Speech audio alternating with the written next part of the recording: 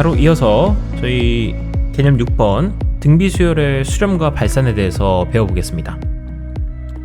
자, 여러분들 설마 등비수열을 모르지는 않겠죠? 네, 괜히 그냥 불안한 마음에. 자, 등비수열이란 뭡니까? 등비수열, 어떤 수열이 있는데 2였다가 갑자기 6이었다가 갑자기 18이 됐다가 갑자기 54가 됐다가 자, 이런 식으로 일정한 수가 계속해서 곱해져 나가는 수열을 갖다가 우리는 등비수열이라고 불러줍니다.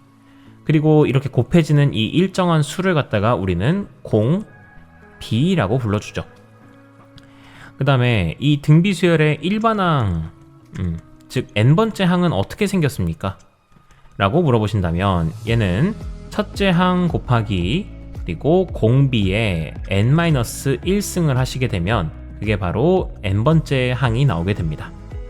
자, 그래서 지금 같은 경우는 이 수열의 일반항은 어떻게 되겠어요? 이 수열의 일반항은 첫째 항이 2겠고 공비가 3이니까 3에 n-1승을 하시게 되면 이게 바로 an 일반항이 나오게 되는 겁니다. 자, 되시겠습니까? 자, 그러면 이런 등비수열이 있는데 등비수열 아래 n제곱이라는 이런 꼴이 나왔어요. 자, 이 아래 n제곱이라는 등비수열은 뭘까요? 그냥 첫째 항도 r, 두 번째 항은 r의 제곱, 세 번째 항은 r의 세제곱, 이런 식으로 첫째 항이 그냥 r이고 공비도 그냥 r인 이런 수열입니다. 자, 이런 수열의 수렴과 발산은 n이 만약에 한없이 커지게 됐을 때 수렴하는 것과 발산하는 것은 공비 아래 값에 따라서 다음과 같이 결정됩니다. 자, 공비가 뭐냐에 따라서 이제 갈린다라는 거겠죠. 자, 첫 번째입니다. 공비가 만약에 1보다 클 경우에는 발산하게 된답니다. 자, 예를 들면 이런 겁니다. 공비가 예를 들어서 1보다 큰 거 뭐 있어요? 2를 예를 들어볼까요?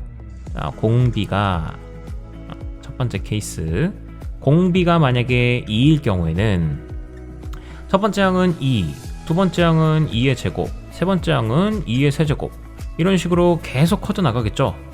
그러면 결국 이거는 이런 2의 n제곱이라고 하는 수열은 n이 한없이 커지게 됐을 때 결국 양의 무한대로 발산할 수밖에 없을 겁니다. 맞습니까? 네. 자, 그러하므로 그렇겠네, 공비가 1보다 커버리면은 양의 무한대로 이렇게 발산하겠네 라고 생각할 수 있을 거예요. 끄덕끄덕. 다음에 두 번째로 공비가 만약에 1일 경우에는 어떻게 했느냐. 자, 공비가 1일 경우에는 뭐 첫째 항도 1이고 공비도 1이니까 이 수열은 그냥 1의 n제곱인 수열입니다. 근데 그 n이 한없이 커지게 돼봤자 어차피 그냥 1로 수렴하지 않겠어요? 되나요? 네, 그러면 그건 이제 1로 수렴하게 되겠고, 다음 세 번째로 이제 공비가 만약에 마이너스 1보다 크고 1보다 작은 경우입니다. 자, 그러면 마이너스 1보다 크고 1보다 작은 경우는 크게 뭐 2분의 1 같은 게 있죠. 2분의 1의 n제곱이라는 수열을 생각할 때, 자, 이 수열은 첫 번째 항은 2분의 1, 두 번째 항은 4분의 1, 세 번째 항은 8분의 1, 자, 이런 식으로 계속해서 n이 커지면 커질수록 점점점 어디에 가까워집니까? 0에 가까워지는 걸 확인할 수 있어요. 됐습니까? 네, 그래서 0으로 수렴한다라고 확인할 수 있겠고요. 마찬가지로 만약에 음수여도 선생님 상관이 없나요? 해보시면 마이너스 2분의 1 같은 거 생각해 봅시다. 자, 이런 수열의 경우에는 첫 번째 항은 마이너스 2분의 1, 두 번째 항은 4분의 1, 세 번째 항은 마이너스 8분의 1, 이런 식으로 그림을 그려서 생각을 해보시면, 자, 마이너스 2분의 1이었다가 그 다음 4분의 1이었다가 8분의 1이었다가 16분의 1이었다가 이런 식으로 n의 값이 1일 때, 2일 때, 3일 때, 4일 때 자, 비록 값이 왔다리 갔다리 하긴 하지만, 자, 그래도 이게 완전 진동의 형태를 보이긴 하지만 그렇다고 이제 진동 발산입니까? 그렇지는 않습니다. 이건 이제 진동하면서도 왔다리 갔다리 하면서도 결국 0이라고 하는 어떤 목적지를 향해 가까이 가고 있는 거잖아요. 네, 그럼 얘는 수렴하는 걸로 봅니다. 그러므로 얘는 그 공비가 결국 마이너스 1보다 크고 1보다 작을 경우에는 수렴할 수밖에 없다. 보시면 되겠습니다. 그 다음에 이번에는 공비가 마이너스 1이라고 해볼게요. 자, 이번에는 네 번째로 공비가 만약에 마이너스 1이면 어떻게 했느냐. 마이너스 1이면 첫째 항도 마이너스 1, 공비도 마이너스 1이니까 결국 얘는 마이너스 1의 n제곱이라고 하는 수열입니다.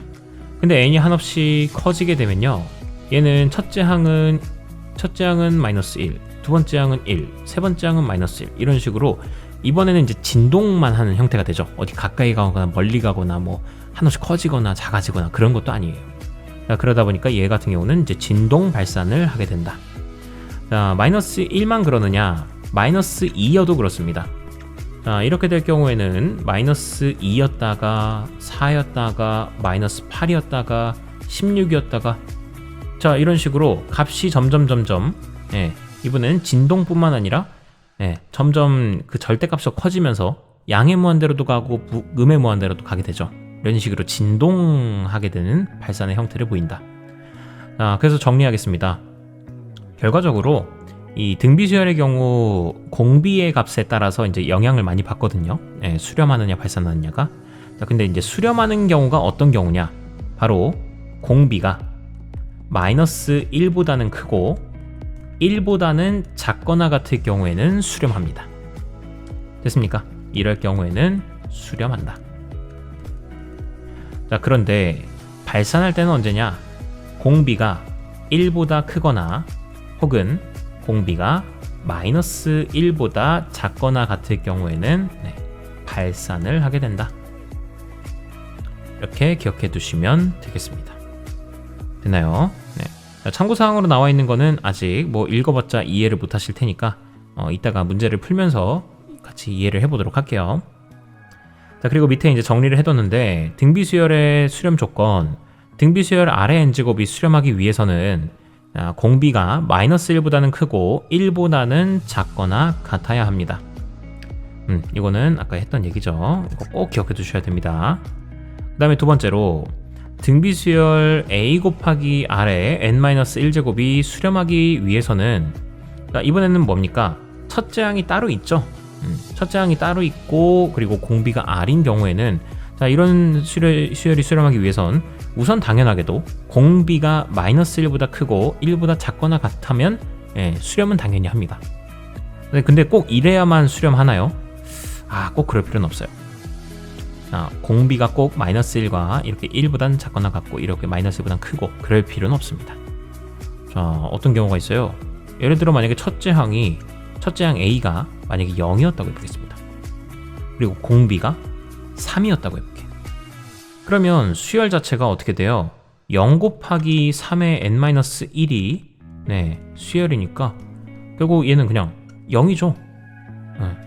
그러면은 이 녀석은 수렴하는 거 아닙니까? 0으로. 맞습니까? 자, 그러하니 꼭 공비가 마이너스 1가 크고 1보다 작거나 같을 필요는 없고요. 첫째 항이 0이더라도 이 수열은 수렴할 수 있습니다. 조금 허무하죠. 첫째 항이 0이면 된다라는 말이. 그래도 이것도 꼭 잘 조건으로서 나올 수 있으니까 잘 알아두도록 합시다. 자, 그럼 관련해서 문제 풀어보도록 하겠습니다.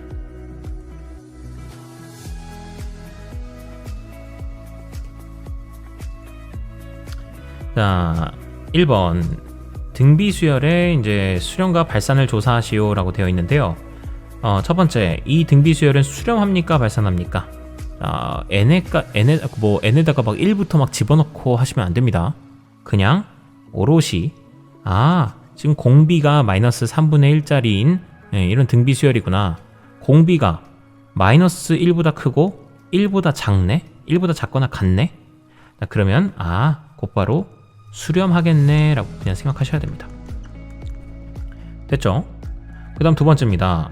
얘도 10분의 1의 n제곱인데 0.1의 n제곱, 이건 그냥 10분의 1의 n제곱이라고 하는 수열인 거잖아요. 자, 이 수열은 수렴합니까 발산합니까 물어보시면 공비가 마이너스 1보다 크고 1보다 작거나 같네요. 그러하니 얘도 수렴하는 수열이다 라고 체크하시면 되겠습니다. 다음에 3번입니다. 5분의 6이 공비네요. 5분의 6이 공비면은 1보다 크니까 얘는 발산합니다. 그리고 마이너스 루트 2, 마이너스 루트 2가 몇인지 모르시면 안 됩니다. 마이너스 1보다도 좀 작죠. 그런 케이스이기 때문에 이런 경우에는 얘는 발산하게 될 것이다. 네, 마이너스 1보단 커야지. 그래서 이렇게 수렴과 발산을 조사할 수 있겠고요. 자, 그럼 두 번째, 다음 등비 수열에 수렴과 발산을 조사하시오라고 되어 있습니다. 이 등비 수열을 보시고서 그냥 바로 2였다가 마이너스 4였다가 8이었다가 마이너스 16 되네. 그럼 뭔가 발산할 것 같은데. 이렇게 공부하셔도 되겠지만 기왕이면은 일반항을 찾는 훈련도 좀 하시면 좋을 것 같아요. 자, 이 수열 같은 경우는 첫째 항이 2고 공비는 딱 봐도 마이너스 2인 게 보이시죠? 그러면 이 수열의 일반항은 이렇게 나오게 될 테고, 그러면 결국 우리는 공비가 마이너스 1보다도 더 작네 라는 거를 생각할 수 있으니까 결과적으로 얘는 발산한다 라는 거를 알 수 있겠죠. 자, 다음 두 번째입니다. 이번엔 루트 3, 3루트 3, 9 되어 있으니 이 수열은 첫째 항이 루트 3 그리고 공비도 루트 3인 이런 그냥 정리하자면 그냥 루트 3의 n제곱인 수열이 되겠네요. 자, 이 경우에는 이 공비가 1보다 크죠.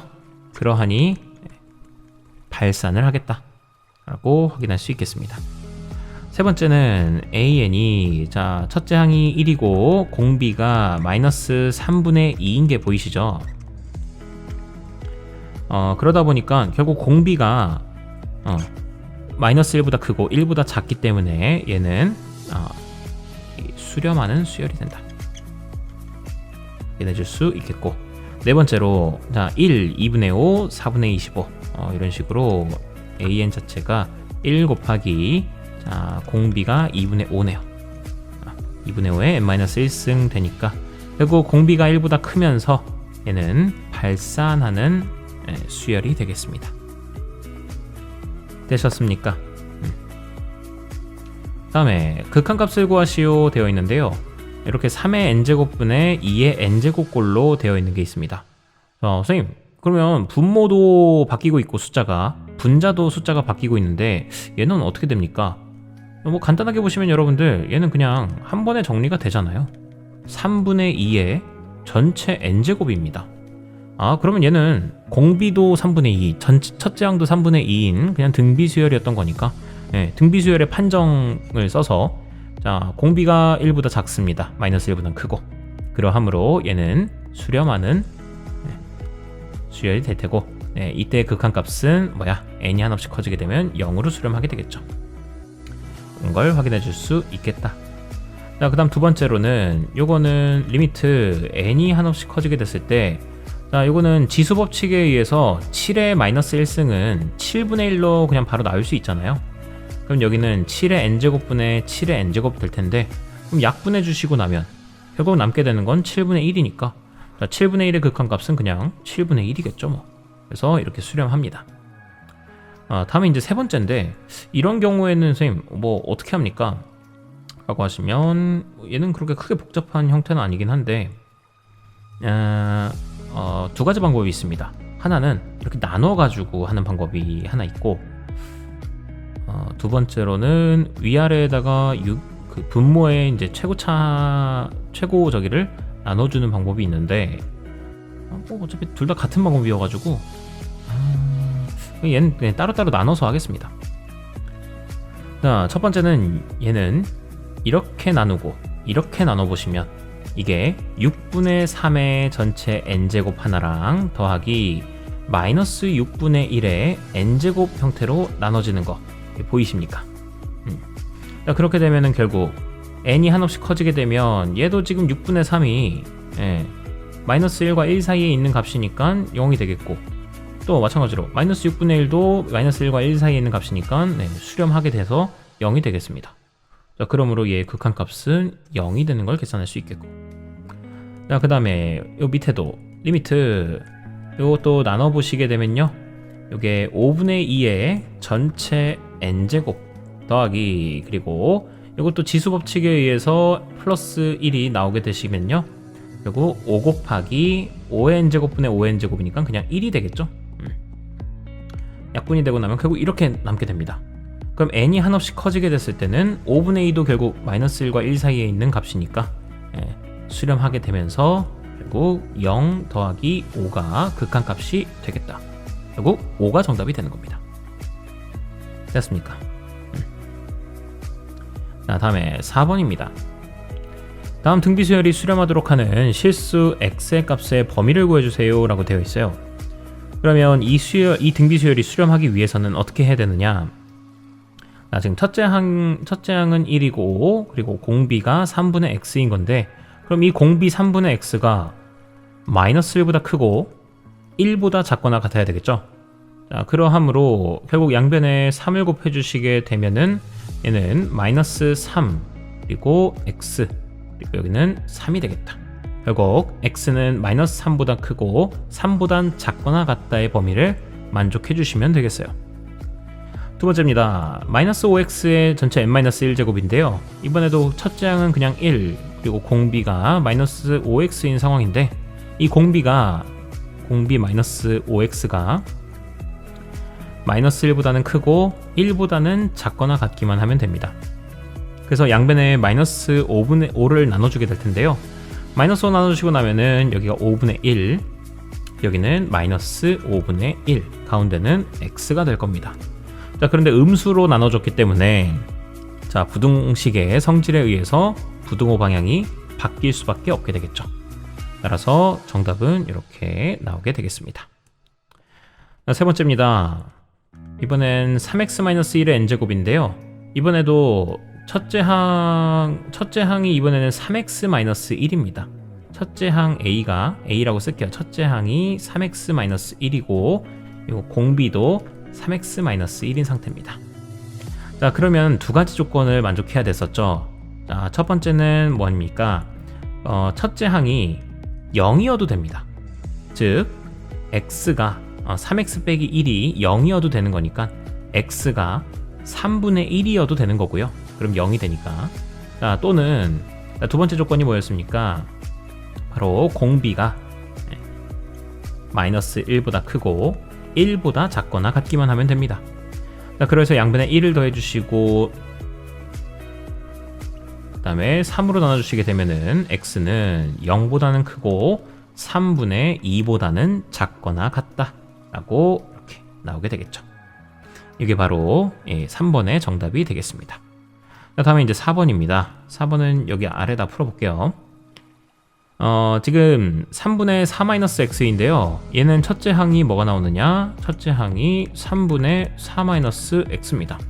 선생님, 첫째 항은 어떻게 이렇게 빨리 구합니까? 라고 물어보시면 n에다가 1을 넣으면 됩니다. 네. 혹시나 해서. 네.